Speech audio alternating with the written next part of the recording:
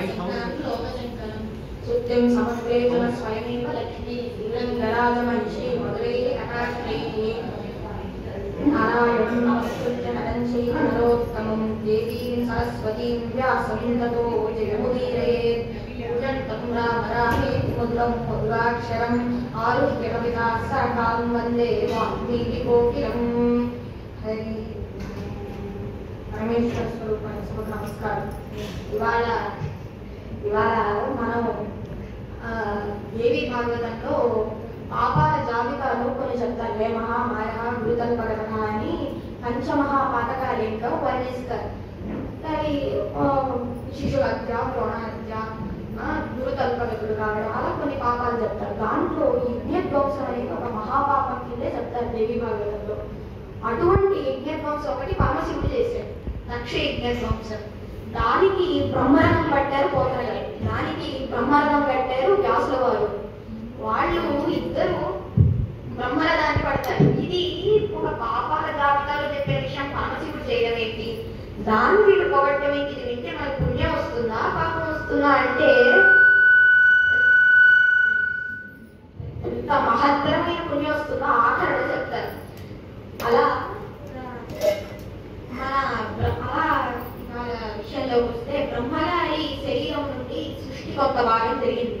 సృష్టి పలు రకాల్లో జరిగింది. మైథున సృష్టి, సంకల్ప సృష్టి, అండ సృష్టి అని దేవి భాగవతంలో వర్ణిస్తారు. ఆ సృష్టిలో సంకల్ప సృష్టిగా బ్రహ్మగారి శరీరం నుండి కొంత భాగం సృష్టి జరిగింది.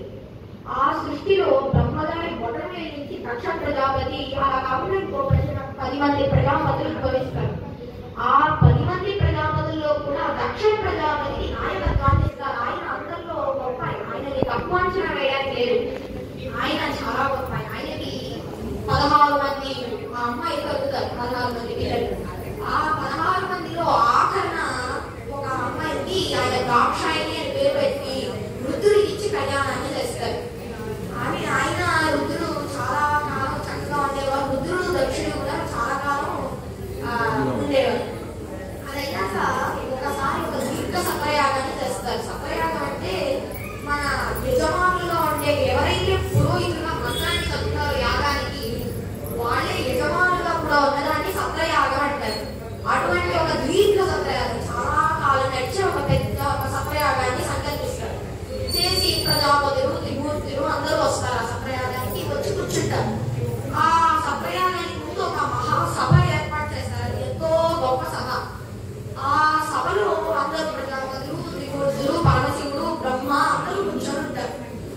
ఆ సభలోకి పోతన గారు అంటారు, ఆ తరణి సమాన తేజులకు దక్షుడు వచ్చిన సభాసదులు తరమిడి లేచినప్పుడు పితామహుడు తక్క అందరూ ఆ తరణి సమాన తేజుడు పోతన గారు వర్ణిస్తారు. ఆ దక్షుడు వస్తూ ఉంటే ఆయన తరణి సమాన తేజుడు, సూర్యుడే దిగి నడుచుకుంటూ వచ్చాడా అన్నంత తేజస్సుతో ఉంటాడు దక్ష ప్రజాపతి.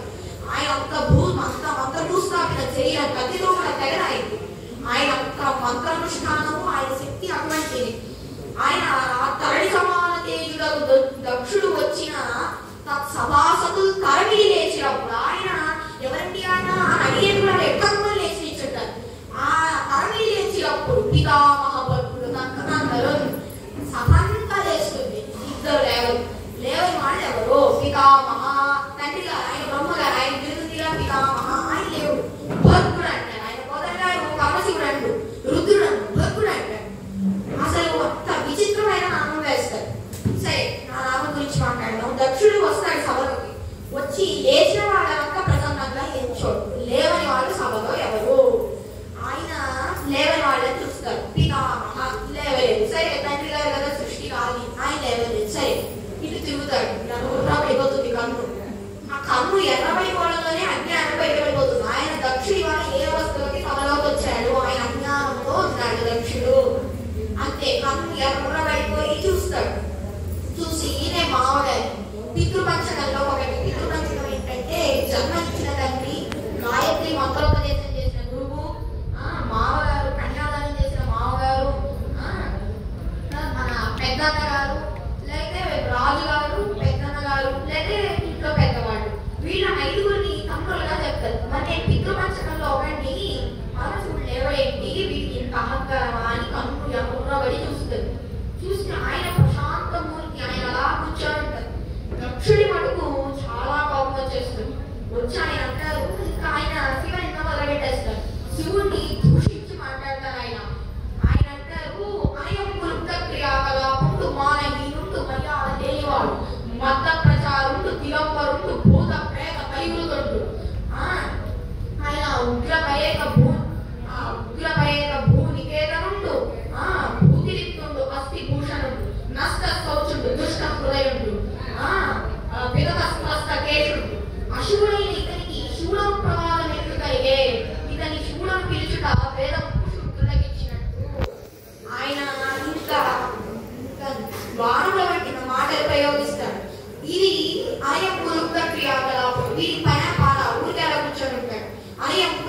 క్రియాకలాపుడు, మానహీనుడు. వీడికి మానం లేదు, మర్యాద లేదు. మర్యాదహీనుడు, మర్యాద నమస్కారం పెట్టలేదు. ఇక్కడ బయటపడిపోతాడు. మత ప్రచారుడు, పిచ్చి వాళ్ళ దిగుతూ ఉంటాడు. ఉగ్రపరేక భూనికేతనుడు, దిగంబరుడు, బట్టే కట్టుకోడు. వీరేంటి ఉగ్రపరేక భూనికేతనుడు, పిశాచారి, వాళ్ళని వెంట పెట్టుకొని శ్మశానంలో తిరుగుతూ ఉంటాడు. భూతిలిప్తుండు, అస్థిభూషణుడు, ఎప్పుడో బూడిద రాసుకుంటూ ఉంటాడు. శ్మశానంలో పెట్టే ఎముకని దండ కట్టు కొట్టుకుంటూ ఉంటాడు, దండ కట్టుకొని వేసుకుంటూ ఉంటాడు. నష్ట శౌచుడు, ఈయన శౌచమా కాదా, స్నానం చేయడం ఏం చేయడు. నష్ట శౌచుడు, దుష్ట హృదయుడు, నాకు లేచి నమస్కారం పెట్టాడు, అది దుష్ట హృదయము. ఆయన దుష్ట హృదయుడు.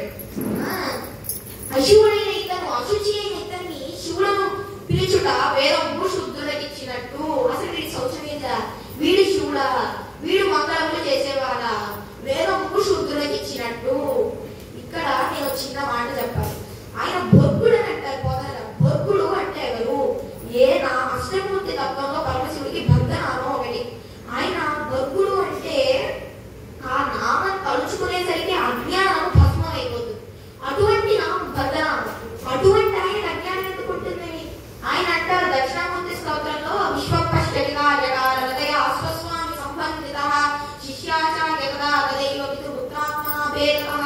ఒక్కసారి బ్రహ్మం తెచ్చాక తండ్రి ఎవరు, కొడుకు ఎవరు, గురువు ఎవరు, శిష్యుడు ఎవరు, అంతా బ్రహ్మమే. అటువంటి బ్రహ్మము యందు రమించే బ్రహ్మతత్వం ఆయన. ఆయన ఎందుకు అజ్ఞానం ఉంటుందో, ఏ పేరు తలుచుకుంటే అజ్ఞానం కాలిపోతుందో అటువంటి ఆయనకు అజ్ఞానం ఎందుకు ఉంటుంది? ఆయన జ్ఞాని. ఆయన అంత జ్ఞానమూర్తిగా కూర్చుంటారు సభలో. దక్షుడి మామగారిగా కూర్చోరు ఆయన సభలో.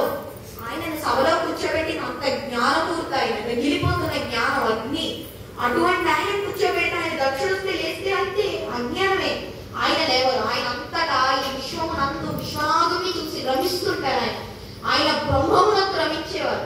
ఆయన ఎందుకు దక్షుడు వచ్చాడు నేను లేవాలి, ఆయన వచ్చాడు నేను కూర్చోవాలి, ఈయన వచ్చాడు నాకు నమస్కారం పెట్టాలని ఉండదు. దక్షుడు ఆయన శరీర భావనతో ఉంటారు. ఆయన శరీర భావనతో ఉన్నవాళ్ళు నేను ఈ శరీరంతో నేను వచ్చినప్పుడు ఈ శరీరము నమస్కారం పెట్టాలి అని వాళ్ళు కోరుకుంటారు. అది ఆయన శరీర భావనతో సభలోకి వచ్చారు. వచ్చి ఆ పరమశివుణ్ణి చూశాక కూడా ఆయనకు అజ్ఞానం ఉండిపోయింది. అంటే ఎంత అజ్ఞానంతో ఆయన సభలో ఉన్నారో తెలిసిపోతారు. ఆయన అంత గొప్ప మూర్తి, ఆయన శాంతమూర్తి. ఆయన చూశాక కూడా ఈయన అజ్ఞానం కలగలేదు. చూసి ఈయన శివుడు ఇంత చేస్తాడు. ఆయన భర్గుడు, ఆయన అలా శాంతమూర్తి కూర్చొని ఉంటాడు. ఇదే మన భర్గ ఆపాత గణపస్కరాంత భువన బ్రహ్మాండ మామేశ్వర జ్యోతిస్ఫాటి కలింగమౌళి వెలతత్పూర్ణే దువాంతాం హృదయీ అశ్లోకాత్మమే కవి సమయ సంవృద్ధాం వాకాంజపం ధ్యాయేతి చిత్తసిద్ధయే ధ్రువపదం విప్రోభిషించే శివం బ్రహ్మాండవ్యాప్తదేహ భజితహిమరుచ అభాసమాన భుజంగైః కంఠే కాళాహకబద్ధాః కలితశశిఖరాశ్చండకోదండహస్తాః రక్షారుద్రాక్షమాలాసురలలితవపుషశాంభవా మూర్తివేదాః రుద్రా శ్రీరుద్రసూక్తం ప్రకటిత విభవాన ప్రయత్సస్తు సౌఖ్యం అని మన లింగోద్భావన నాడు శివరాత్రి రోజు చదువుతాం.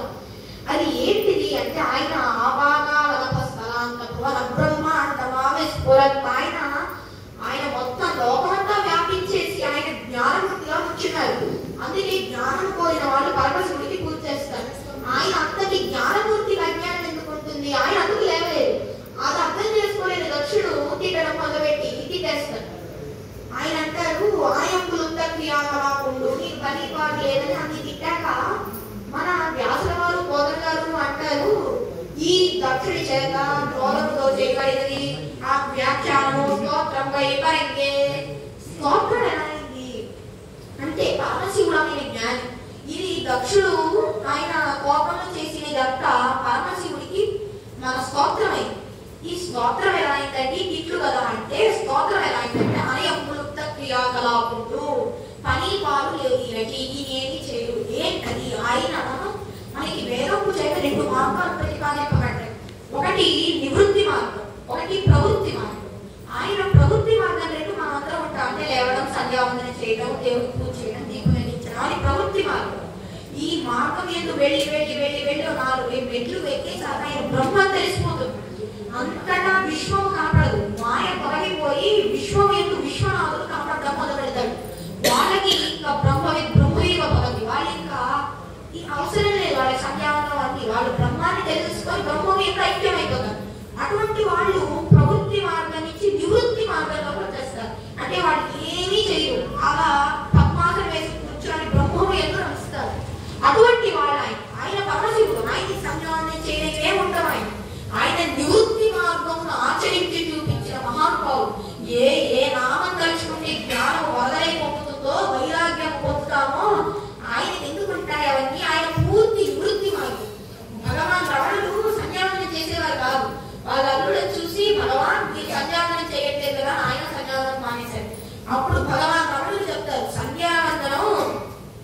ఎప్పుడు మానేయచ్చో తెలుసా? నువ్వు నాలాగా తిరగదగిన పరిస్థితికి వచ్చినప్పుడు మానేసి అంటారు. ఆయన అక్కడి నుంచి యోగ సన్యాసం చేస్తుంటారు. ఆయన ఎప్పుడు ప్రక్రియాకలాపుడు మానహీనుడు, మర్యాద లేనివాడు. మానహీనుడు ఆయన. వీడికి మాన మర్యాద లేదురా. మానహీనుడు ఏంటని శరీర భావన ఆయనకి లేదు. ఆయన ఆత్మస్థితిగతుడు. ఇది నేను కాదు, ఈ శరీరం రేపు పడిపోయేది, నేను ఈ శరీరం కాదు, ఈ శరీరం ఎందు శిఖభాగం ఏంటంటే ఆత్మతత్వాన్ని నేనని తెలుసుకున్న జ్ఞానమూర్తి ఆయన. ఈ శరీర భావం ఉంటే కదా ఆయన ఈ శరీరానికి పౌడర్ రాదాము, సెట్ కొడదాము, మంచి బట్ట కడదాము, ఎందుకుంటాయి అవి? ఆయన అసలు ఈ శరీరం నేను కాదు అని తెలుసుకున్న జ్ఞానమూర్తి. అందుకు స్తోత్రమే. ఆయన అంటారు మానహీనుడు, మర్యాద లేనివాడు. ఆయన మర్యాద లేదు. పితృపంచకంలో ఒకటి నమస్కరించాలి. ఆయన ఇందాక చెప్పినట్టు విశ్వం కష్టదిగారనదయ స్వస్వామి సంపన్విత శిష్యాచార్యకయా తదైవ పితృపుత్రాత్మనావేదత. ఆయన ఇంకా జ్ఞానాన్ని పొంది బ్రహ్మమేంటో తెలుసుకున్నాక శిష్యుడెవరు, తల్లి ఎవరు, తండ్రి ఎవరు, గురువు ఎవరు అంతటా విశ్వనాథుడే కనిపిస్తాడు. రెండో పదార్థము కనపడదు. అది జ్ఞానం. ఆ జ్ఞానము అసలు వచ్చిందే మనసుడి దగ్గర నుంచి. అటువంటి ఆయన అజ్ఞానం తెలుసుకుంటాడు. అందుకు మానవీయుడు, మర్యాద లేనివాడు, మత ప్రచారుడు, పిచ్చివాడిలా తిరుగుతావురా అన్నారు ఆయన. పిచ్చివాడిలా తిరగటం ఏంటి? ఆయన పిచ్చివాడిలా తిరుగుతాడు ఏంటని? ఆయన శేషాద్రి స్వామి వారిని మధురైలో ఉండేవారు. ఆయనకి అమ్మవారి దర్శనం కలిగి ఆయన అమ్మవారట ఆ దర్శనం చేత నీ కణిమా గరిమాని విద్యలు, సమస్త శక్తులు, సమస్త మంత్రాలు, సమస్త విద్యలు అన్ని నీ కాళ్ళ కిందకు వచ్చేస్తాయి. అనుకున్నట్టు సంధించవచ్చు. కానీ ఇక్కడ ఉండదు. అరుణాచలం వెళ్ళి పిచ్చివాడిలా తిరుగు అంటే ఆయన ఉగ్రంగా తిరిగేవారు. ఆయన అసలు నవ్వేవారు కాదు. అలా బ్రహ్మం రమిస్తూ ఆయన ఒక ఉన్మత్త స్థితిలో తిరిగేవారు. అసలు ఇది అర్థం చేసుకున్న వాళ్ళు మహానుభావులు మన రామకృష్ణ పరమహంస ఉండేవారు. ఆయన రాత్రి ఎటో వెళ్ళేవారు. ఆయన అల్లుడు ఒక రోజు వెనక వెళ్తారు. ఆయన మారేడుదల మొక్కల కిందకి వంగి ముళ్ళు కుప్పురుగా ఉన్న చోట వెళ్ళి ఆ గోచి తీసే ముళ్ళుకు తగిలించేసి, యజ్ఞోపవీతం తీసే ముళ్ళుకు తగిలించేసి ఆయన అలా ముళ్ళ పొదల్లోకి వెళ్ళి ధ్యానం చేసుకునేవారు. అది అర్థం చేసుకున్న వాళ్ళు ఆ పరిస్థితిని రామకృష్ణ పరమహంసకి పట్టిన పిచ్చి నాకు ఎన్ని జన్మలు పడుతుందో అని దండం పెట్టుకున్నారు. అలా ఆయన నువ్వు పిచ్చివాడు, పట్ట కట్టుకో, దిగంబరుడు అంటే దిగంబరుడు ఏంటంటే ఆయన అంతటా వ్యాపించాడు. ఆపాగా కనపస్థలాంగ భువన బ్రహ్మాండ మావిస్ఫుర. ఆయన లేదంటూ ఏం ఆయన కట్టుకోవడానికి అంతా ఆయనే. ఆయన అంతా ఆయన అయినప్పుడు ఆయన మళ్ళీ ఏం కట్టుకుంటాడు? అందుకే దిక్కులే అంతంగా తెలుస్తారు. రెండు, ఆయన జ్ఞానమూర్తి.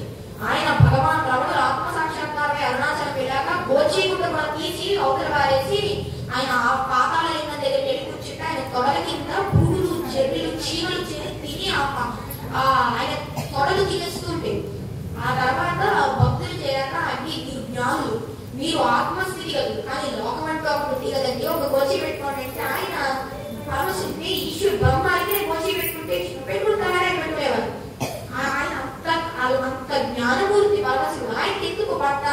ఆయన బట్ట మనం ఎందుకు కట్టుకుంటాము? మన చేత పూజింపబడిన వాళ్ళు బాహ్యమునందున్నారు అని తెలియజేయడానికి మనం బట్ట కట్టుకుంటాం. ఆంతరమునందు భక్తి వస్త్రం ధరిస్తాం.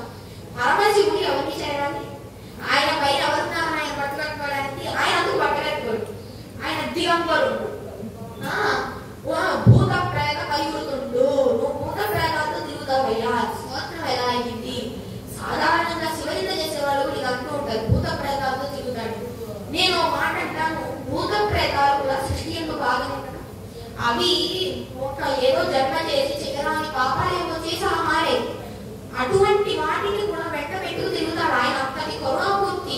ఆయన ఇప్పుడు ఒక పాఠశాలలో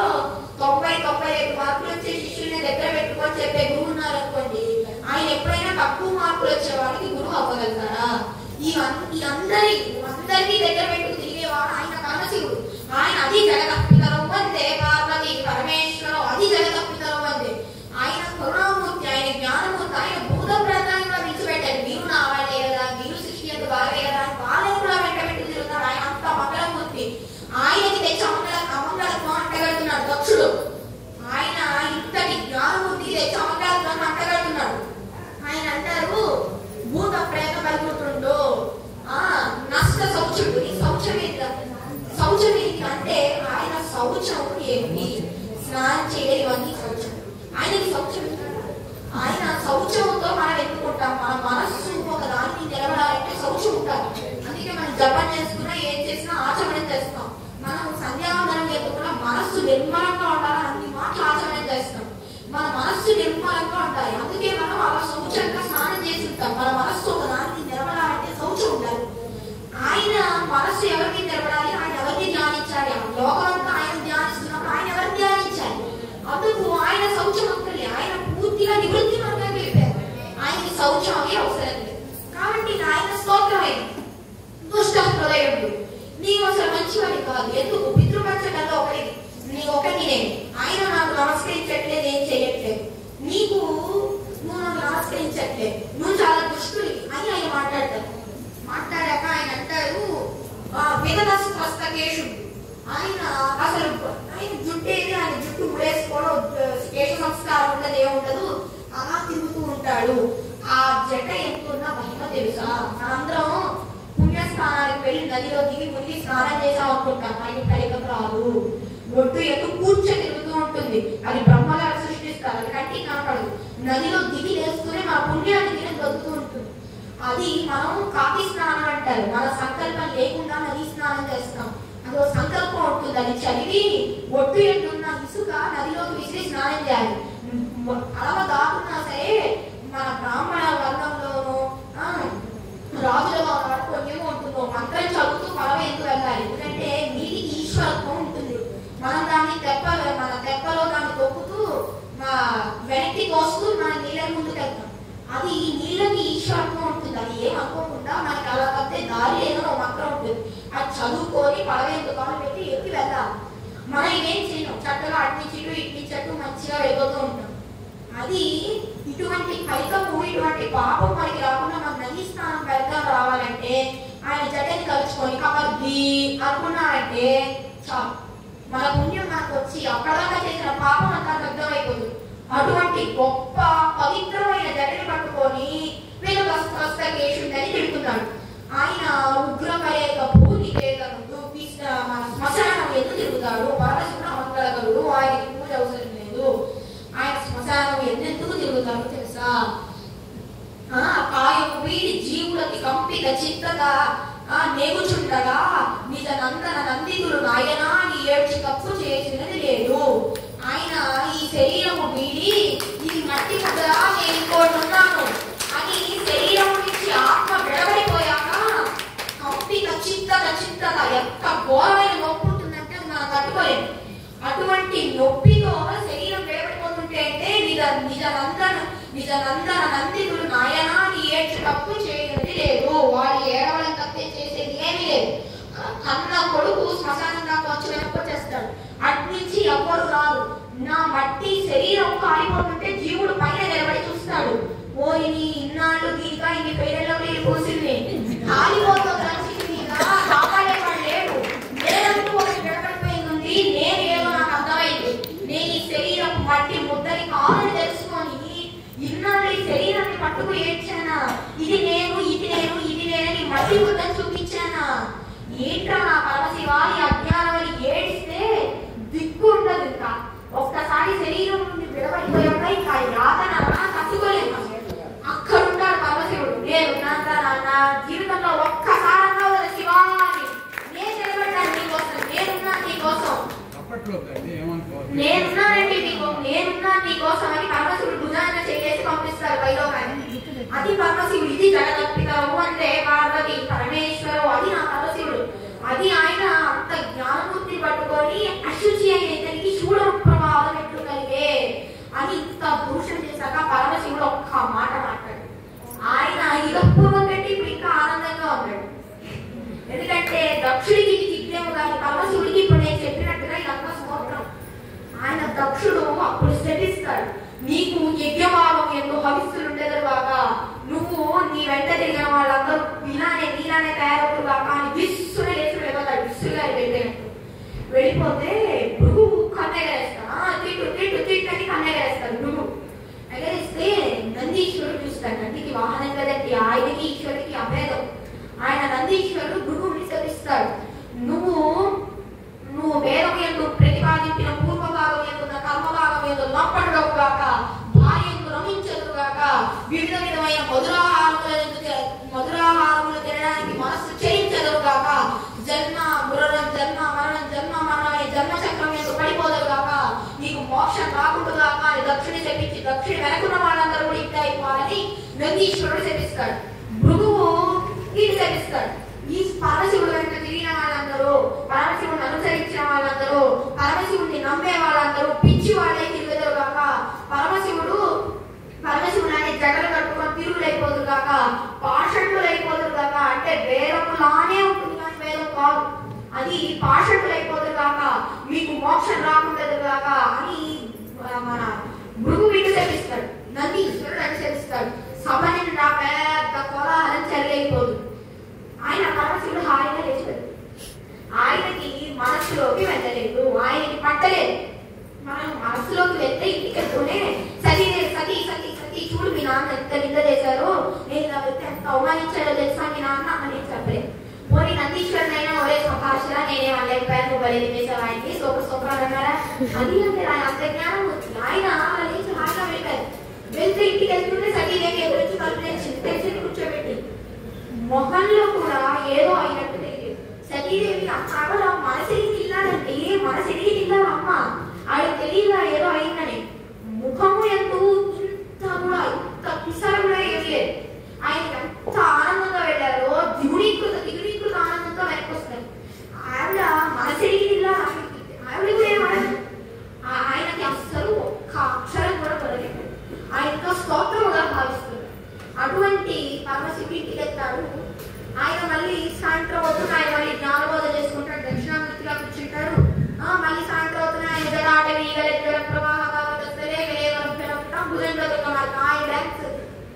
ఆయన నాట్యం ఆయన చేసుకుంటారు. అది వల్ల ఆయన చేసుకుంటారు. ఏదో చిన్నపుచ్చుకున్నట్టు బాధపడినట్టు కూడా ఎవరు చెప్పండి అటు వేయొచ్చు. పోనీ సతీదేవి మీద రావాలా, అయ్యో నాన్నగారు మీరు అంత మాటగారంటే పరమశివుని ఆయన బదులు ఏ క్షమాపణ చెప్తున్నా ఏమి కాదు. దక్షుడికి పని ఇంతే ఉండిపోయింది. ఆయన అర్థం చేసుకోలేకపోయింది. ఆయన అటు కైలాసం చేసి వెళ్ళొచ్చిన వాళ్ళు కూడా దక్షుడికి చెప్తున్నారు, ఏంటంటే మీరు అంత ఓలేసి తిట్టేశారు, ఆయన డాన్స్ ఆయన చేసుకున్నారు, ఆయన వల్ల ఆయన ఉన్నారు, మీరు తిట్టిన వాళ్ళే తిట్టకుండా ఉంటాయంటే ఆయన ఇలా కాదా ఏదో ఒకటి చేయాలి, పరమశివుడిని నిందించాలి అని ఆయన బృహస్పతి వసనాన్ని పెద్ద పేరు పెట్టి మొత్తం బ్రహ్మాండంతా ఆహ్వానాలు పంపిస్తారు. ఆహ్వానం వెళ్ళనిది అంటూ ఉంటే పరమశివుడి వెళ్ళదు ఆహ్వానం.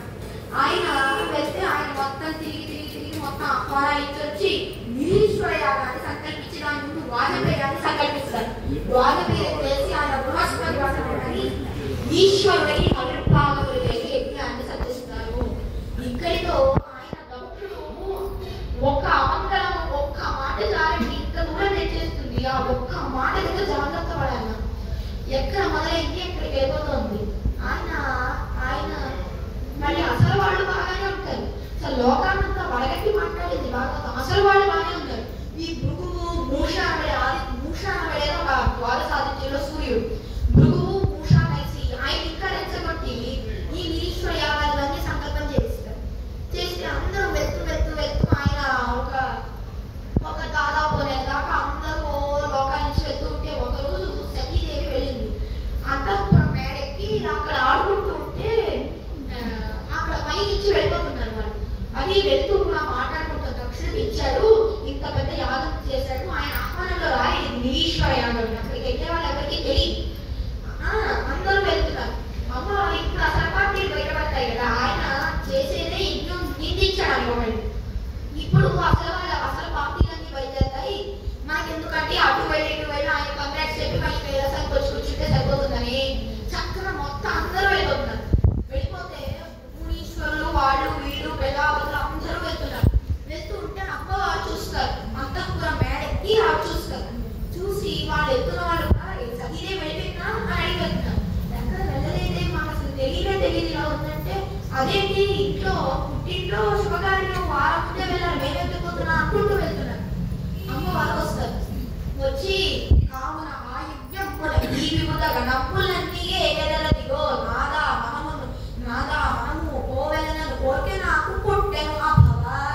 ఆయన అంటుంది కావున ఆ యజ్ఞం కూడా ఈ వివిధ నప్పులన్నీ ఎగదలదిగో. కావున ఆ యజ్ఞము దక్షిణ యజ్ఞం చేశాడండి. ఇంట్లో శుభకార్యం ఉంటే మన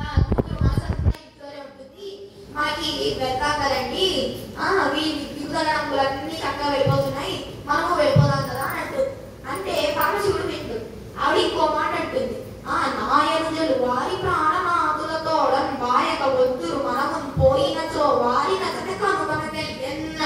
ఆవిడంటుంది ఎప్పుడు తపస్సు ధ్యానము భక్తులు గోళ అది ఇదని ఎప్పుడు తిరుగుతూ ఉంటారు, మీరు కూర్చునేది ఉండదు, మీరు నా చెల్లిని కలవలేదు, నా అత్తని కలవలేదు, నా మామని కలవలేదు, ఇప్పుడు నాయనుజులు వారి ప్రాణనాథులతో నా 15 అక్కలు వాళ్ళ భర్తలతో వాళ్ళ పిల్లలతో అందరూ వస్తారు, నా మామగారు అత్తగారు అందరూ వస్తారు, మా అందరం వెళ్తే చక్కగా కలవచ్చు, మీరు ఎప్పుడు వాళ్ళ కలవరు, మన ఇద్దరం కలిసి వెళ్తాం కదా అని అడుగుతారు.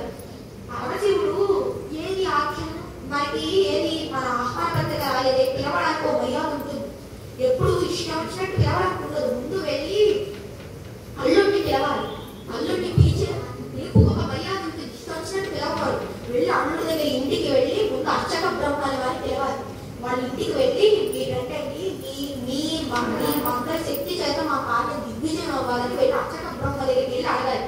ఫోన్ చేసి ఆంటీ వచ్చేయండి ఈ రోజు ఉంది, మేము ముహూర్తంలో మేమే చూసేసుకున్నాం, మీరు చెప్పాల్సిన అవసరం లేదు. ఆ పిలుపుకి ఒక గౌరవం ఉంటుంది. వెళ్ళి అర్చక బ్రహ్మని ఇచ్చాక మన కూతురుంటే మన కూతురులకి మన ఎవరికైతే దానం చేశామో అల్లుళ్ళకి వెళ్ళి పిలవాలి, ఏమండి మీరండి ఇలా శుభకార్యం ఏది పిలిచింది ఏది పిలవలేదే దక్షిణం మరి ఎలా వెళ్ళాలి అంటే అమ్మవారు సర్వవిద్యా స్వరూపిణి అభవా అంటున్నారు. అభవా అంటే అసలు నేను మీ దగ్గర పొందినంత గౌరవం ఎక్కడా పొందలేదు. అడిగితే ఏ నగలు ఇచ్చేవాళ్ళు ఉంటారు, పట్టు చీరలు పెట్టేవాళ్ళు ఉంటారు, మన శరీరంలో అర్ధభాగం ఇచ్చేవాళ్ళు ఎవరు? ఇప్పటిదాకా ఏ ఇల్లాలు నేను మీ దగ్గర పొందినంత గౌరవాన్ని పొందలేదు. కాబట్టి మనందరం కలిసి వెళ్ళాం కదా, అంత సర్వవిద్యా స్వరూపిణి ఆవిడ మరి పిలుపు లేదు కదా, ఎలా వెళ్తాం అన్నట్టుగా మనసు చూస్తున్నాడు. గ్రహించింది తల్లి, మొత్తం మనసు తెలియని ఇల్లాలా ఆవిడ అంటుంది, అనయము పిలవకై ఉంటది సమానుచిత బంధువేమి జనము గురు సుహృత్ జననాయక గేహములకు చనుచుందురు పిలవకున్న సజ్జనులక. ఆవిడ అంటుంది అనయము పిలవకై ఉంటది సమానుచిత బంధువేమి, ఏమండి పిలవలేదు ఎలా వెళ్తాం అనుకుంటున్నారు, అనయము పిలవకై ఉంటది సమానుచిత బంధువేమి. పిలుపు అనేది ఎవరి దగ్గర నుంచి వస్తే వెళ్ళాలో తెలుసునా, వీళ్ళ దగ్గర నుంచి రాకపోయినా వెళ్ళచ్చు. ఎవరు? జనము తండ్రి గారు, గురువు గారు పిలవకపోయినా వెళ్ళి దర్శనం చేసుకొని రావచ్చు. జనము గురు సుహృత్ ఒక మంచి స్నేహితుడు, సుహృత్ అనిపించుకోవాలంటే ఓ స్నేహితుడు ఆయన పిలిచినా మనం వెళ్ళకపోతే మన పరిస్థితిని అర్థం చేసుకోగలిగి ఉండాలి. ఆయన పిలవకపోయినా మనల్ని వెళ్తే మనల్ని అంత గౌరవంతో చూడాలి, అది సుహృత్. అలా సుహృత్ జననాయక గేహములకు రాజుగారు ఏమైనా సంకల్పం చేస్తే పిలవకపోయినా వెళ్ళచ్చు, ఇది మనకు ఉంటుంది. అలా జనకు గురు సుహృత్ జననాయక గేహములకు చనుచుందురు పిలవకున్న సజ్జనులదిపా. ఇప్పుడు చెప్పిన వాళ్ళు పిలవకపోయినా సజ్జనులు వెళ్తారు. ఆవిడ జ్ఞాన సరస్వతి, విద్య అంతటికీ ఆవిడ మూలం. పరమశివుడు అమ్మవారికి చెప్పండి బయట ఎక్కడా చెప్పడు, జ్ఞానం అంతా పరమశివుడి దగ్గర నుంచి అమ్మవారితో నుంచే వస్తుంది. ఆవిడ అడుగుతారు కేరో పాయే నగన్నా అమ్మవారు అడుగుతారు, అప్పుడు చెప్తారు ఆయన శ్రీరామ రామ రామే తిరమే రామే మనోరమే సహస్రనామ తత్తుల్యం రామ రామ రామనే. ఆయన పరమశివుడు సభలు కట్టి సభల్లో పెట్టి బయట పెట్టుకొని చెప్పాడు. ఆయన పార్వతి అమ్మవారి మాత్రమే చెప్తారు, అది అమ్మవారు విద్య బయటకి లోకానికి ఇస్తుంది. ఆవిడ అంటారు సజ్జనులు ఇక్కడికైతే వెళ్ళచ్చు అంటే ఇప్పుడు వెళ్ళకపోతే వీళ్ళు ఏమైపోతారు. ఆవిడ అప్పుడు పరమశివుడు అంటారు నువ్వు వెళ్ళచ్చు తప్పు లేదు, పిలవకపోయినా జనకులించచ్చు, కానీ నేను మాట చెప్తా వినుంచండి. కుటిల బుద్ధులైన కుజనుల ఇండ్లకు వాయులే గవా అనాదరమున మొగలు ముడులు వేచి భూరిలో సాక్షులై అజీవుగా కసుదతి ఈ దీవు వినుము. ఆయన అంటారు కుటిల బుద్ధులైన కుజనుల ఇండ్లకు వాయులే గవా అనాదరమున. ఏ ఇంట్లో అయితే మనకి గౌరవం లేదో మనం వెళ్ళాల్సిన అవసరమే లేదు. మనల్ని ఆయన నిన్ను గౌరవించాలి, ఎందుకు ఇప్పుడు సందర్భం వచ్చింది కాబట్టి చెప్తున్నా సతి. ఇదంపూర్వం ఒక సభలో అన్ని ఘోరాపమానం చేస్తాడు, చేసి బాణముల వంటి మాటలు ప్రయోగిస్తాడు. నేను రాలేదని యాగం సంకల్పించాడు. ఆయన త్రికాలకి ఆయన తెలియదా ఈ యాగము ఆయన నాకు హవిర్భాగములు లేకుండా చేద్దామని సంకల్పించాడు. నువ్వు వెళ్ళకు. ఆయన పుటిల బుద్ధులైన పూజముల ఇండ్లకు వాయులే గవా అనాదరమున. తలుపు తెరుస్తారు, కొమలు ముళ్ళు వేసి భూమిలో సాక్షులై తలుపు తెరుస్తారు. ప్రసన్నంగా విధంగా చూడరు. వచ్చావా అన్నట్టుగా చూస్తారు. నవ్వరు మనల్ని చూసి. నిన్ను గౌరవించరు. ఆయన కొమ్మలు ముడులు వేయించి భూమిలో సాక్షులై అధిపసులని ఇది వినుము ఆయన అంటారు. నిన్ను చూసి నవ్వరు, పలకరించరు. నువ్వు తీరా వెళ్ళాక నిన్ను గౌరవించేవాడు ఉంటాడు. చూసి చూసి చూసి చూసి తండ్రి గారు నాన్నగారు బాగున్నారా అంటే అని తిరిగి కలుపుతో మాట్లాడతారు. నిన్ను పట్టించుకునేవాడు ఉంటాడు. వద్దు సతీ వెళ్ళకు, నువ్వు వెళ్ళి వస్తావు. ఆ బాణములు వంటి మాటలు నిన్ను గుంజుతూనే ఉంటాయి. నువ్వు ఆ రోజు సొంత ఇంట్లో సొంత మంచం మీద పక్కన పడుకున్న నిద్ర పట్టదు. మరణ సదృశమైన యాత్ర ఉంటుంది సతీ వెళ్ళకు అని ఆయన ఇంకో మాట అంటారు. మీరు ఉత్కృష్టుండవు దక్షుని సుతలలో ప్రియ సుతమై నవ్వు నా అనుబంధముచే జనకునిచే పూజ పడయగా ఆగముతారు నీ. మీరు ఉత్కృష్టుండవు దక్షును ఆయన ఇప్పుడు ఎందుకు చేస్తున్నాడు యాగం? ఏదో యాగం చేద్దామనో పుణ్యం కోసం నన్ను నాకు ఆవిర్భావం లేకుండా నేను స్పందించలేదని, నన్ను తిడదామని, నన్ను అవమానం చేద్దామని చేస్తున్నాడు యాగం. ఆయన మీరు ఉత్కృష్టుండవు దక్షుని సుతలలో ప్రియ సుతమై నవ్వు ఆకరణ పుట్టావు ప్రియ సుతవి నువ్వు. ఆయన రామాయణంలో అంటారు కలస పాదోరాసి గర్భవీచిన తల్లి కడుపాని నెవ్వాని కన్న తల్లి. తల్లి కంట కింద పుట్టిన వాడు ఆకరణ పుట్టిన వాడంటే చాలా ఇష్టం ఉంటుందంట. తండ్రికి పైన పుట్టిన వాడంటే ప్రేమ ఉంటుందంట రామాయణంలో. ఆయన ఆయన కలస పాదోరాసి గర్భవీచిన తల్లి కడుపాని నెవ్వాని కన్న తల్లి అంటారు. ఆయన నువ్వు అంతలో ప్రియసుతవి. ఆయన నా అనుబంధముచే జనకునిచే పూజ పడయగా ఆగముతారు. నిన్ను ఆయన కూతురిగా చూడని వాళ్ళ దక్షుడు ఆయన ఇవాళ నా భార్యగా చూస్తాడు. చూసి నిన్ను ఘోరాపమానం చేద్దామని చూస్తాడు. వద్దు సతీ వెళ్ళకు అని ఇన్ని మాటలు చెప్పాక అమ్మవారు కానీ నాకు వెళ్ళాలంటే నువ్వు వెళ్ళు అంటారు. వెళ్ళిరా అంటారు. అలా వెళ్ళు అంటారు. ఇప్పుడు ఇక్కడ చిన్న రహస్యం ఉంది. అమ్మవారు అంత విద్యాస్వరూపి, అంత తెలిసిన అమ్మవారు మరి అలా భక్త మాట వినకుండా వెళ్ళవచ్చా? ఇది ఇక్కడ చిన్న రహస్యం ఉంది. రుద్రంలో మాట ఉంటుంది. శివ రుద్రశ్చ భేషది. పరమశివుడు రుద్రుడు ఎలా అవుతాడు? ఉట్టి అమ్మవారు రుద్రుని చేయగలుగుతారు. ఎవ్వరు పరమశివుడిని రుద్రుని చేయలేదు. మీరు ఎంత గిట్టండి ఎన్ని చేయండి, ఆయన అగ్ని. కానీ అగ్నిని కూడా రుద్రుని చేయగలిగింది ఒకటి, అది అమ్మవారు. అమ్మవారు ఒక్కతే పరమశివుడిని రోషింపజేయగలదు. అటువంటి అమ్మవారు వాళ్ళ సంకల్పం చేసింది. ఆ దక్షుడు అలా ప్రవర్తించి అమ్మవారికి తెలియదు ఆవిడ త్రికాలజ్ఞురాలు. ఆవిడ దక్షుడు ఇలా చెయ్యకూడని ప్రవర్తన చేశాడు, అనరాని మాటలు అన్నాడు. వారికి ఒక గుణపాఠం తెప్పియాలి, వారికి చెప్పాలి. ఆ హద్దులు మీరు మాట్లాడుతున్నారు. మళ్ళీ గాడి తప్పిపోతున్నప్పుడు పిల్లలు పిచ్చి పిచ్చి విషయాలు చేస్తున్నప్పుడు శిక్షించడం తండ్రి ధర్మం. ఆయన వరకు ఆయన ఎందుకు ఇంకా ఆయన విశ్వపశ్చతి ఆయన శిష్యుడు ఎవరు బావగారు ఎవరు ఏంటి ఆయన శిక్షించడు. కానీ శిక్ష అందుకోవాలి. అందుకు అమ్మవారు వెళ్తుంది. ఆవిడ మృగమే మాట వెనుక కాదమ్మవారు. ఆవిడ మనం చూసి నేర్చుకోవడం కాదు. ఇవన్నీ ఆవిడ అంత జ్ఞానం ఉంటుంది. ఆవిడ అందుకు వెళ్ళారు. ఆవిడ వెళ్ళి ఆవిడ నందీశ్వరి వాహనం ఎక్కుతారు. మణిమంతుడికి పరమశివుడు సైగ చేస్తాడు. రక్షణగా విచ్చుకొని తిరుగుతూ వెళ్తారు. ఆవిడ అమ్మవారు దానిలో చూసుకోవడానికి అద్దాలు, పెద్ద పెద్ద నగలు, పెట్టెలు, బంగారాలు పెద్ద పెట్టేసరికి ఆవిడ దాని ఆవిడ పూల బంతులు అన్ని తీసుకొని బయలుదేరుతారు.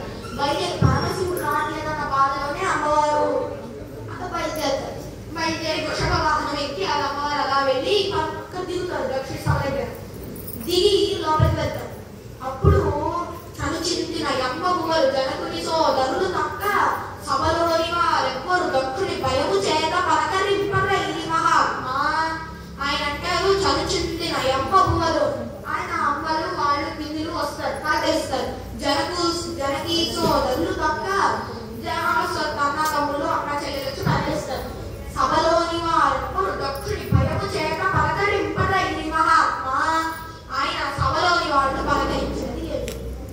సభలో వాళ్ళందరూ నేనేమంటే దక్షిణ ఏమంటాడో ఎవరిని ఏం చెప్పిస్తాడో అని ఆఖరికి సర్వశక్తి స్వరూపిణి ఏ అమ్మవారు అనుగ్రహం ఉంటే అష్టైశ్వర్యములు కలిగి విద్య వినయము దేనికి లోటు లేకుండా జీవితం గడిచిపోతుందో అటువంటి అమ్మ పిలవకుండా వృషభ వాహనం ఎక్కి వస్తే పలకరించిన వాళ్ళు లేరు. సభ ఎంతో అమ్మవారిని ప్రసన్నంగా చూసిన వాళ్ళు లేరు. వెళ్ళి నిల్చుండు. యజ్ఞగుండం దగ్గరికి ఎదురుగుండా వెళ్ళి నిల్చుంటున్నాం. నిల్చుని పిలుస్తుంది. ఇలా రా. ఇంకా ఆవిడ చూడదు నా తండ్రి ఇలా నేను గౌరవించాలి. ఆవిడ ఇప్పుడు జనం దక్షుడి కూతురుగా ఇంకా ఆవిడ మాట్లాడట్లేదు, ఇంకా ఆవిడ దక్షుడి కూతురుగా ఉండడానికి ఇష్టపడట్లేదు. ఆవిడ జగన్మాతగా మాట్లాడుతుంది. ఇలాగా అంటే ఆ దక్షుడు ఇంకా అర్థమైంది. కన్ను ఎర్ర చేసి లోకాలన్నింటినీ లయం చేసేసే తేజస్సుగా అమ్మవారు చూస్తుంది. దక్షుడు ఇంత తిట్టిన ఆయన నువ్వు నా కూతురివి అలా అనకూడదు అని అనలేకపోయాడు. అంత ఉగ్రమైన తేజస్సు. మణిభద్రుడు చూసి విచ్చుకత్తులు బయటదిస్తాడు. అమ్మ కోసి పారేస్తామన్న పీక నువ్వు అని వాడు విచ్చుకత్తులు తీసినట్టు వాళ్ళని మందలిచ్చి దక్షుడి పిలుస్తుంది. రారా. ఆయన వస్తాడు. వచ్చి ఏరా నీ పరిమితి నువ్వు ఎప్పుడైనా తెలుసుకున్నావా? నువ్వు ఎంతవరకు మాట్లాడచ్చో నీకు తెలుసుకున్నావా? ఆయన నీకు ఏం అనట్లేదు కదా, ఇష్టం వచ్చినట్టు ఎదిరావు కదా, నీ హద్దు నీకు ఎప్పుడైనా తెలుసునా? నేను చెప్తున్నా విను. పరగచితాస్తి భస్మ మృగపాలధరుండు పిశాచయుక్తుడని ఉగ్రప్రేత భూచరుడని శర్గుణ మంగళగా తలంపరెవరం మరి ఆ వాగ్పతి ముఖ్య మహాత్మ పాద సరోజ రేవుడు సమ్మతిదాన్పై మస్తకములను అమ్మవారు అంటుంది. పరగచితాస్తి భస్మ మృగపాలధరుండు. ఓ పూజ రాసుకుంటాడు, కపాలమాల వేసుకుంటాడు. ఆయన శ్మశానంలో తిరుగుతాడు, భూత ప్రేతాలతో తిరుగుతాడు. ఆయన అమంగళాన్ని అంతగట్టావు కదా. మరి ఆ వాగ్పతి ముఖ్యుడు మహాత్మ పాద సరోజ రేవుడు సమ్మతిదాన్పై మస్తకములను నువ్వు ఏ చతుర్ముఖ బ్రహ్మగారి బొటన వేలు నెచ్చుకుంటావో ఆయన పరమశివుడి పాద ధూళి నెత్తి మీద జరుపుకుంటాడు. ఆయన పరమశివుడి పాలు కడిగిన నీళ్లు కూర్చొని తీర్థం కళ్ళ కదుకు తాగుతాడు. అటువంటి చతుర్ముఖ బ్రహ్మగారి బొటన వేలు నెచ్చుకుంటే కూడా ఆయన చూసి బుద్ధి రాలేదా నీకు? పరమశివుడి పట్టి నిందిస్తావా? శాస్త్రం ఎందు సిద్ధాంతం నీకు తెలుసునా? నీకు ఇంత జ్ఞానం ఉంది, ఇంత పాండిత్యం ఉంది. కొందరికి పుట్టుకతో రూపం ఉంటుంది, జ్ఞానం ఉంటుంది, పాండిత్యం ఉంటుంది, అన్నీ ఉంటాయి. కానీ అటువంటి వారికి ఉండవలసిన ఒకటి ఉండదు, సుహృద్భావన ఉండదు. అందరూ రౌషణ్యాన్నే చూస్తారు. ఎవరితోనూ ప్రసన్నంగా మాట్లాడు.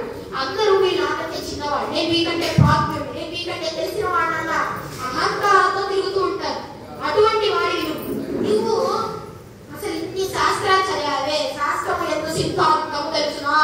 భర్గు తిరస్కరించిన వారి జిహ్వగోయవలయో, శివనింద చేసిన వాడి నాలిక పట్టి లాగి కొండ నాలిక దాకా కత్తితో దొరకవచ్చు. శాస్త్రం ఎందు సిద్ధాంతం. భర్గు తిరస్కరించిన వాడి జిహ్వగోయవలయో, అడుగు కానిచో కన్నరంధ్రములు మూసి వేయవలయో అని పలికేది ధర్మదులదిపా. అలా చెయ్యొద్దు, నాకు అధికారం లేదు, నేను జిహ్వ కోయకూడదు. కన్నరంధ్రములు మూసి చెవులు మూసి అట్టించి పెట్టి ఆ అన్నం తినకూడదు. శివనింద వింటమే అంత పాపం, అన్నం తినకూడదు, ప్రాయశ్చిత్తం కింద. అటువంటి శివనింద చేసావు నువ్వు ఎంత పాడైపోతున్నావో నీకు తెలుసునా? అమ్మవారి ఒక్క మాట అంటుంది. జనుల అజ్ఞానము భుజించిన జుగుప్సంపైన ఆహారము సయ్య వేయాలించి పవిత్రులైన గతి అట్టి ధర్మాత్ముడు అట్టి దేవుడు ఈశ్వరుని నిందించిన నీ తమోభయంగా ఈ హేయభాజనమైన శరీరము విడిచి శుద్ధి ప్రాపించగలరు. ఆ అమ్మవారు అంటుంది, జనుల జ్ఞానము భుజించిన జుగుప్సంపైన ఆహారము సయ్య వేయాలించి పవిత్రులైన గతి. జనులు పాపం తెలియక పురుషు తినేశారు, పురుషులో బలిపడిపోయిందని తెలిసింది. రోడ్లో వేపెట్టు కక్కేసి పవిత్ర స్నానం చేసి పవిత్రత పొందిన రీతిలో నేను వాళ్ళ సంకల్పాన్ని చేశారు. అట్టి దేవు బ్రహ్మాత్ముడు నిందించిన నీ తమోభాయంగా వల్ల ఈ హేయభాజనమైన శరీరము విడిచి భాషణ శుద్ధి ప్రాపించదని. అట్టి దేవు ఆయన ధర్మాత్ముడు, ఆయన పరమశివుడు, ఆయన్ని పట్టుకొని ఇంత నిందిస్తావా? ఇంకా నీ తమోభాయంగా వల్ల రేపు దక్షుడి రేపు పరమశివుడికి వెళ్ళి ఆయన సాంగత్యంలో కూర్చుంటే ఆయన అంటారు, ఆయన దాక్షాయిని అని పిలుస్తారు. నా వద్ద రాను, ఇంత నీ కూతురుగా జరగడానికి నేను ఇష్టపడను. నువ్వు ఏ శివలింగ చేసిన నీ ధూర్తత్వంతో జిహ్వ చాపల్యంతో పాడైపోతావని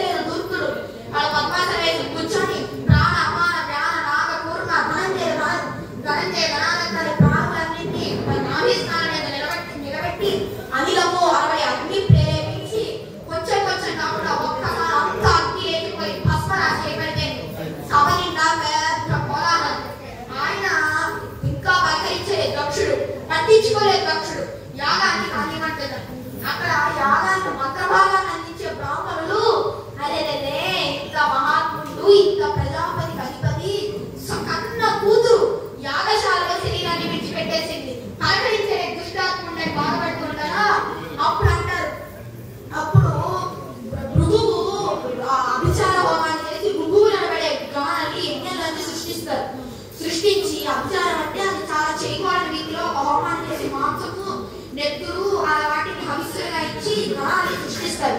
వాళ్ళు రుద్రగణాలు దిచ్చుకత్తులు తీసి దక్షులు అక్కడ సభ మీద పడిపోతారు. సభా మండపాలు పూర్తి చేస్తారు, వాళ్ళకి వేదికలు పూర్తి చేస్తారు, విడుదలు పూర్తి చేస్తారు. అన్ని మండపాలు చల్లా చెదరై పారిపోతూ ఉంటారు, ఆగావికలు తిరిగిపోతూ ఉంటారు. ఎక్కడి వాళ్ళు అక్కడ శరీరం విడిచిపెడతారు. అప్పుడు వెళ్ళి చూస్తారు, చెప్తారు కైలాసం. నారదుడు వెళ్ళి చెప్తాడు, శివ సతీదేవి ఇలా దక్షుడు ఇలా ప్రవర్తించాడు, క్రోధాగ్ని ఎంతో దగ్ధమైపోయింది. అంతే ఆ మాట వినేసరికి అర్జునుడు ఉగ్రుడు నీలకంఠుడు దైత్యారాజు దష్టోష్టుడే ఆర్జద్భ్రూని భృవేంద్ర ఘోషముల భీమ ప్రక్రియ అన్నవచన్ విద్యుత్ భగ్నిగా సముచ్చయం చెల్వంను చేసే జగన్ సజ్జ క్రోధము తోడ పూంచి వేచ శ్మాశక మధ్యం పురన్. అంతే ఒక్కసారి లేచి జట్టలు చెదిరిపోయేలా ఆ తాండవాన్ని మొదలుపెట్టేస్తాడు. ఒక వికటాట హాసాన్ని చేస్తాడు. బ్రహ్మాండవాన్ని వెళ్ళిపోతాడు వికటాట హాసానికి. ఆయన రావణ బ్రహ్మ అంటారు. జటాటవీ గల జల ప్రవాహమావిత స్థలే గలేవలం జలంబికం భుజంగదుంగమాలికాం ఢమ ఢమ ఢమ ఢమ నీనాటమట్టవ వేం జగాల చండతాండవం కరోతున శివ శివం జటాకట హాసం ప్రభ్రమణీంపని జరీ విలోల వీచి వల్లరి విరాజమాన మూర్ధని ధర ధర ధర జ్వలల్లలాటమట్టవావకే కిశోర చంద్రశేఖరే రవిక్షణం మమ ధరాధరేంద్రనందిని విలాసబంధు బంధుర స్ఫురతిగంత సంతతి ప్రబోధమాన మానసే కృపాకటాక్షధోరణి విరుద్ధ దుర్ధరాపతి క్వచిద్దిగంపరే మనో వినోదమేతో మస్తనే.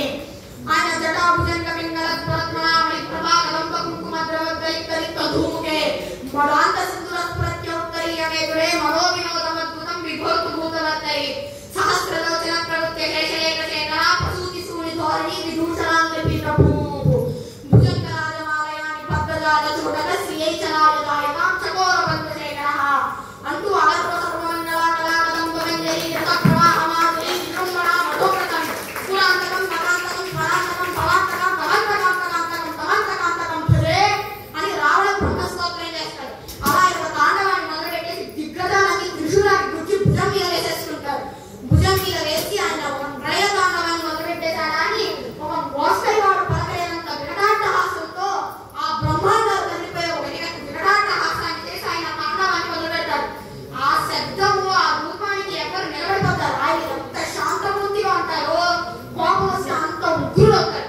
ఆయన ఒక మెరిసిపోతున్న జగన్ కూడా వీటి చక్రాధ్యాయ బీజ శాస్త్ర ద్రక్షాగ్రాల వికటాట హాస విస్ఫారిత బ్రహ్మాండమైన నాగేంద్ర నాగేంద్ర వలయ నాగేంద్ర చర్మ ధర మూల మృత్యుంజయ కయంబక సదాశివ బ్రహ్మశివ నమస్తే నమస్తే నమస్తే నమః ఒక్కసారి జట ఓడబిగి కొడితే అంతే అభ్రం విహార ప్రవిభ్రమ అభ్రభ్రమ కృణీల దీర్ఘ శరీరమన ప్రజ్వల జ్వలన దీప్త జ్వాలిక జ్వాల జాజ్వల్యమాన కేశముల మేయ చండ దిగ్వే గండ శుండాప దోడ్రండ సహస్ర దియేది సంగమప్ప వీక్షణ త్రయలోక వీక్షణ దివిలోక వీక్షణ గదిలో నిరీక్షమప్ప ప్రకట కఠిన కళాల గంట గరంగ పునక మాలాస్తి మారిగలుధన అఖిల లోక భీకరులకు సుమారుల రుద్రులకు శ్రీయ భద్రుడు ఇచ్చే. అంతే ఒక్కసారి మెరిసిపోతున్న జగని గూడబిగి కొట్టేసరికి ఆయన అంత ఉగ్రతతో వచ్చేసరికి అభ్రం విహార ప్రవిభ్రమ అభ్రభ్రమ కృణీల దీర్ఘ శరీరమన ఓ పెద్ద నల్లటి ఆకారం పెడుతుంది. ప్రజ్వల జ్వలన దీప్త జ్వాలిక జ్వాల జాజ్వల్యమాన కేశముల మేయ ఆయన మెరిసిపోతున్న జటాజుతంతో వస్తాడు. చండ దిగ్వే గండ శుండాప గండ సహస్ర దియేటి సంగమప్ప దిక్కులన్నీ కంపించేస్తాయి. అటువంటి ఒక తాండవం ఆయన అటువంటి రూపం ఒకటి మోస్తరుగా పరగలేనంత ఉగ్రతమైన రూపం ఒకటి పుడుతుంది. ఆయన చండ దిగ్వే గండ శుండాప గండ సహస్ర దియేటి సంగమప్ప వీక్షణ త్రయలోక వీక్షణ దివిలోక వీక్షణ తదిగురు నిరీక్షమప్ప ప్రకట కఠిన కళాల ధ్వంస వెలుగుగా ఆయన ఇంతింత గోర్లతో ఆయన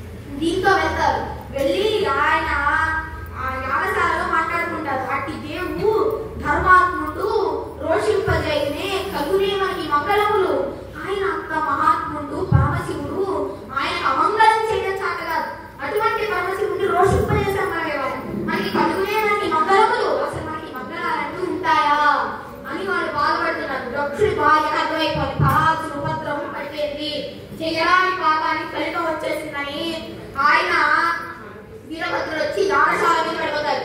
రుద్రనాథ్ నందీశ్వరుడు వెళ్ళి భృగువు కన్నెగరేస్తారు. ఆయన 2 కొమ్ములు 2 కళ్ళు గుడ్ల లోపలికి వెళ్ళిపోయి అట్నుంచి బయటకు వచ్చేసారు.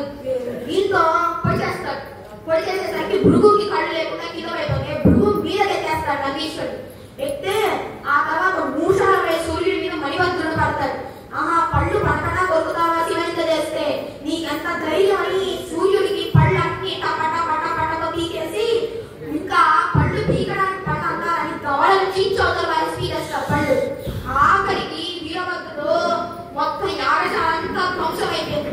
అక్కడ అందరూ బూడిదకు పడిపోయారు. నెత్తుడి మడుగుల్లో మునిగిపోయి ఉన్నారు. కొందరికి కాళ్ళు లేవు, కొందరికి చేతులు లేవు, కొందరు శరీరాల మీద తలకాయలు లేవు. అటువంటి ఒక యుద్ధం జరిగి ఆయన అప్పుడు వీరభద్రుడు పడతారు. దక్షుడు మీద పడి ఆయన ఇంత కత్తి తీసి నడ మీద వేసిపోతారు. మంత్రభూషిత ఆ శరీరం, అది కత్తికి వీటికి తెగని శరీరం, అంత గొప్ప శరీరం.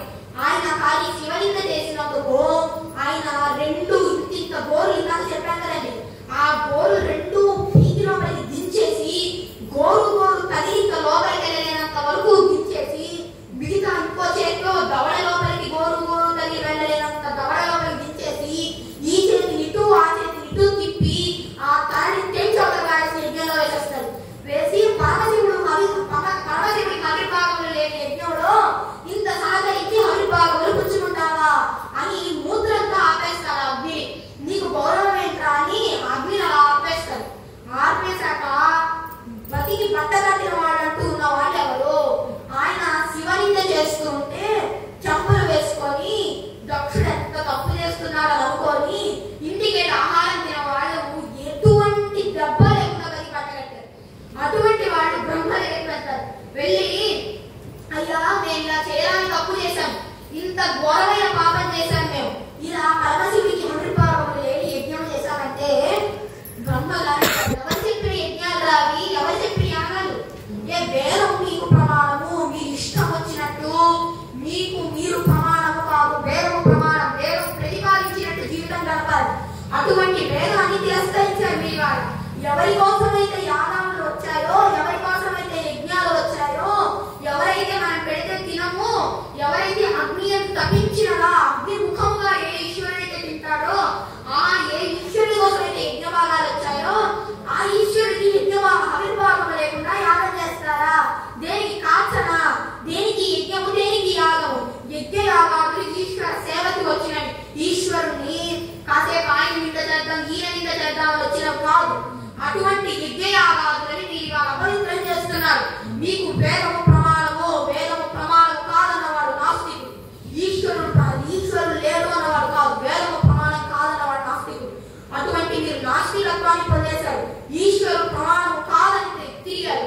మిమ్మల్ని ఏం చేయమంటారని అడుగుతారు. స్వామి పడాల్సింది పడ్డాం, భృగువుకి కళ్ళు పోయాయి, మూషుడికి పళ్ళు పోయాయి, భృగువుకి తల లేదు, దక్షుడికి తల లేదు. మీరు ఏదో అనుగ్రహించాలంటే ఎవరి పట్ల నింద చేశారో వాడి దగ్గరికి వెళ్ళి క్షమాపణ చేయండి. ఆయన పోరాశంకరుడు మిమ్మల్ని ధరిస్తారంటే ఎక్కడ స్వామి? ఆయన పేరు వింటే కాళ్ళు గడగడలాడుతున్నాయి. ఆయన వచ్చిన ఆయన చట ఒక్కటే దక్షుడి యాగశాలకి. అటువంటి ఆయన ఉన్న చోటకి మేము వెళ్ళలేదంటే మీరు ఏంటంటే ఆయన బ్రహ్మగారు వీళ్ళందరినీ వేసుకొని వెళ్తే ఆయన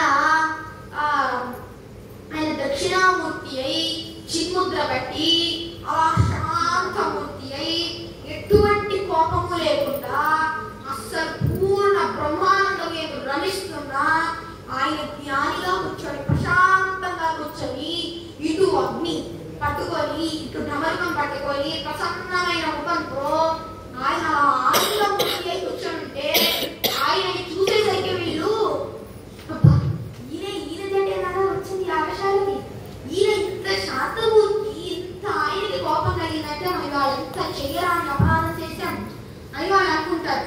ఆయన అటువంటి ఆయన శాంతమూర్తి. వాళ్ళు అంతటి శాంతమూర్తి దగ్గరికి వెళ్ళి వాళ్ళు అంటారు, అంటే క్షమించండి ఇలా తప్పైపోయింది అని బ్రహ్మగారిని ముందుకు తోసేస్తారు. తోస్తే ఆయన అంటారు, ఆయన అనయము విడవకై ఉండను శివశక్తి రూపమున క్రీడ సల్పు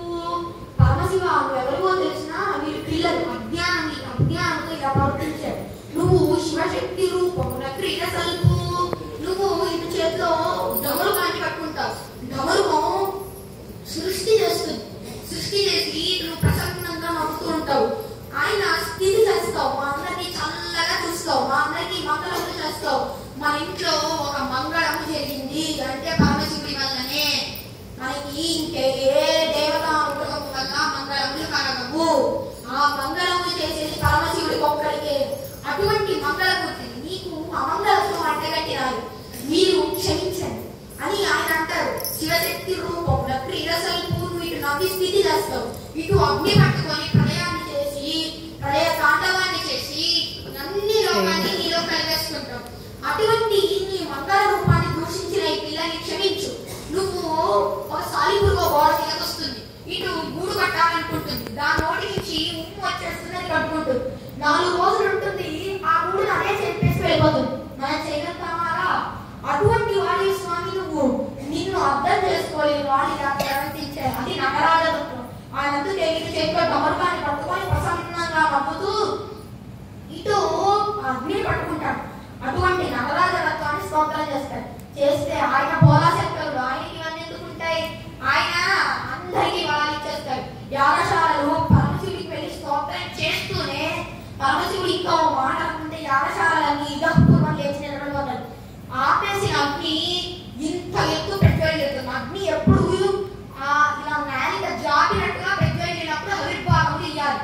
అలా కాకుండా అగ్ని వచ్చి ఆగిపోతున్నప్పుడు ఆవిర్భావములు వేసేస్తూ ఉంటే ఆ తరువాతి జన్మలో నేత్రములు లేకుండా పుడతాం, గుడ్డి మరమై పుడతాం. అందుకే యజ్ఞములందు ఎప్పుడైనా పొగ బాగా వచ్చి అగ్ని తగ్గిపోతే మంత్రగారాన్ని ఆఫ్ చేసి సమిధలు వేసి అగ్ని ప్రజ్వలిలాగా చేస్తారు.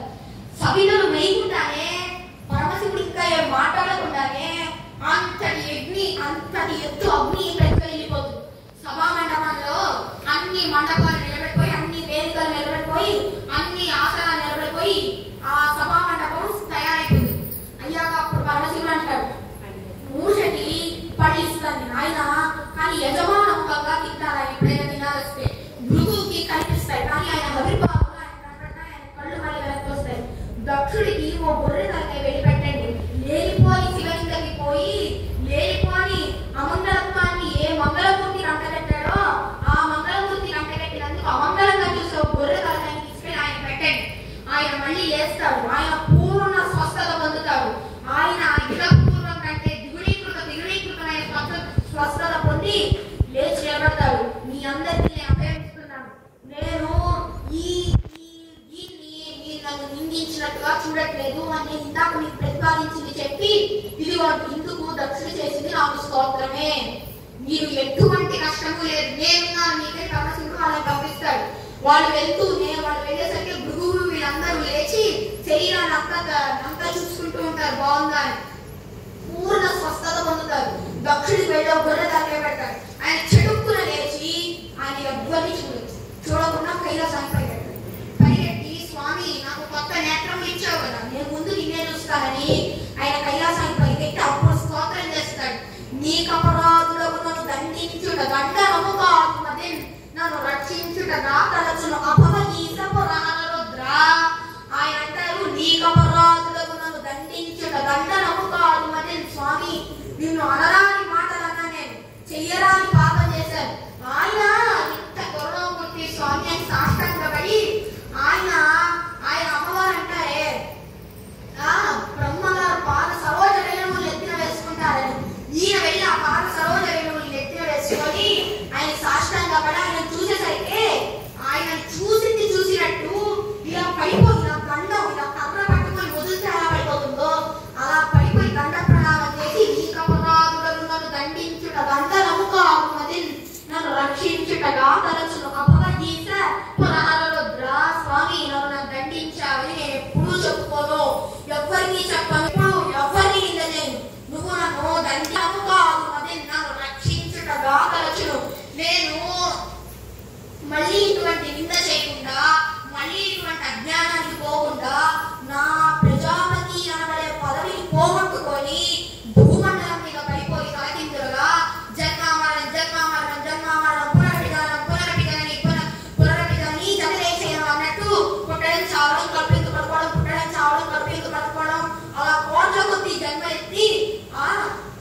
ఎత్తి పాపాన్ని కలిగించుకోకుండా శిక్ష చేత నా పాపాన్ని కలిగించేశావు.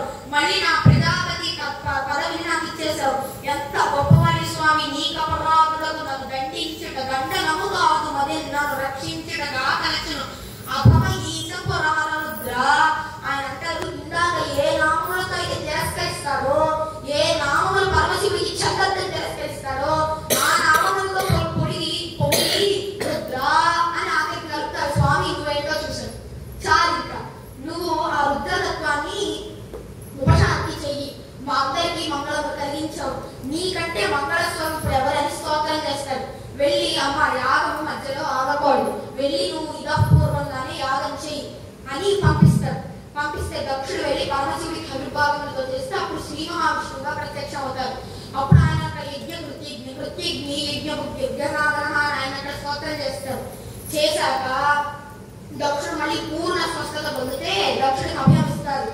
ఏ సతీదేవి అయితే కాలిపోయిందని నువ్వు బాధపడుతున్నావో బాధపడదు, నీ 16 మంది పిల్లలకి వివిధ విధమైన సంతానములు కలిగి సృష్టికి ముందుకు వెళ్తుంది.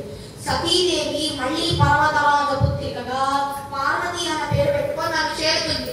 మేమిద్దరం కలిసి లోకమంతా మంగళములు చేస్తాము అని ఆయన అభయమిస్తారు. ఇప్పుడు మన ముందనుకున్నానే ఇది మరి పాప జాబితాలో చెప్పిన ఈ ఆఖ్యానం మనందరం విన్నాం. ఇప్పుడు మనకి ఈ ఆఖ్యానం చదివిన పఠించిన ద్యుతిమంతులు అంటే ఎటువంటి నిష్పక్షపాతంగా సత్యాన్ని సత్యముగా ఒక పురాణముగా పరమశివుడు గొప్పవాడనో దక్షుడు గొప్పవాడనో కాకుండా నిర్మలమైన మనస్సుతో వినిన వాళ్లకు ఆయువు ధనమును కలుగును. ఆయన అంటారు, దీర్ఘాయుష్మంతులై వర్ధిల్లుతారు. అపవృత్తి ఉండి వాళ్ళ తర్వాత 3 తరాలు చూడకుండా ఆయన ముందే పోవలసిన వాళ్ళు ఎవరైనా ఉంటే దీర్ఘాయుష్మంతులై వాళ్ళ తర్వాత 3 తరాలు చూసి 3 తరాలు చూశాక ఈ శరీరం నాకు చాలు, నేనేంటో నాకు అర్థమైనంత అంతవరకు శరీరానికి ఆయన ధనమును కలుగును. అమ్మవారి అనుగ్రహాల కోసం తప్పిస్తూ ఇంట్లో మంగళములు జరగకుండా అలా ఉండిపోయిన వాళ్ళకి అపారమైన అష్ట సంపదలు కలిగి అన్ని కలిగి వాడు వర్ధిల్లుగా వాయువు ధనమును కలుగును. వాయువు కవులు ఆఖరికి వాళ్ళ ఇంట్లో ఆగిపోయిన మంగళములు, వాళ్ళ ఇంట్లో ఆగిపోయిన శుభకార్యములు అన్ని జరిగి వాయువు కవులు తొలగుములు కష్టము అని అనిపించుకునేవన్నీ తొలగిపోతాయి. తొలగి వాయువు కవులు తొలగు, ఇది నాకు దుఃఖము, ఇది నన్ను ఆనందపరచదు అనుకున్నవన్నీ తొలగిపోతాయి. తొలగిపోయి వాయువు కవులు తొలగు ఆఖరికి జగభూమికి వచ్చేస్తూ ఉంటే ఎటువంటి బాధ లేకుండా అతి సౌమ్యమైన రూపంతో యముడు ఇంద్రుడు శివుడు సారూప్య మోక్షాన్ని పొంది అచ్చం పరమశివుడిలో ఉండే శివ పార్శ్వదులు విమానం వేసుకొని వచ్చి మనకి చెయ్యించి విమానం ఎక్కించి, నువ్వు దక్ష యజ్ఞాన్ని విన్నావు జీవితంలో చాలా పుణ్యమని విమానం ఎక్కించి నీకు లోకాలని చూపిస్తూ చామరాజులు వీచుతూ పరమశివుడి లోకానికి కైలాసానికి పట్టుకెళ్ళిపోతాడు. అంత గొప్ప ఆఖ్యానాన్ని మనం ఇవాళ విన్నాం. అంటే ఒక్కసారి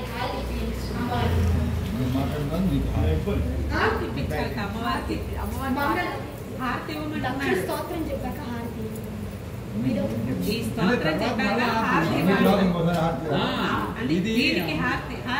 ప్రసాదం అంటే ఆ ఉగ్రం ఇదవుతుంది అనమాట. అది అలా ఆయన ప్రశాంత పూర్తి అయి లోకం అంతా చేసేస్తారు. ఊరికే మామూలుగా హారతి సతీదేవి ఆవిడ పర్వతరాజు పుత్ర అయింది కదా, అది ఆవిడ మళ్ళీ పర్వతరాజు పుత్రిగా పుట్టి పార్వతి అదో గొప్ప కళ్యాణ విశేషం. వాళ్ళకి ఎప్పుడైనా ఈశ్వరుడు నా చేత కలిగిస్తే చెప్పుకుందాం. అటువంటి గొప్ప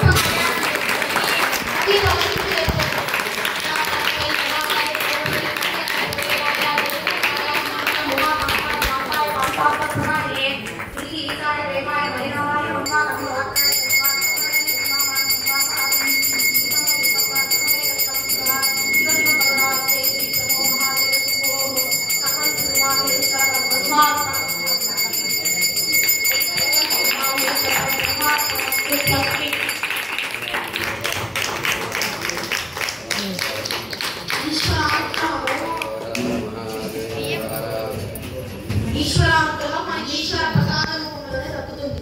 అటువంటి ప్రసాదం